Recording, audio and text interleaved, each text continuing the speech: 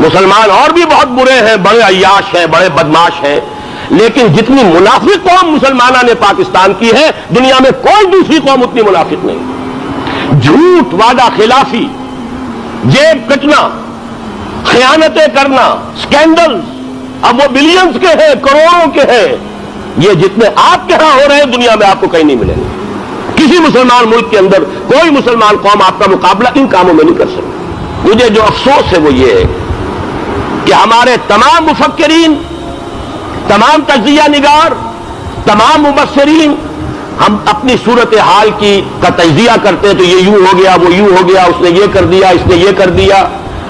हमारी सारी तवज्जुहात जो है वो जाहिरी कानून के ऊपर है, वो सुन्नतुल्लाह, वो जो पसे पर्दा मशीयत एज़्ज़ी कार फरमा है, वो जो कानून खुदाबंदी है, उसका कहीं कोई तस्करा नहीं।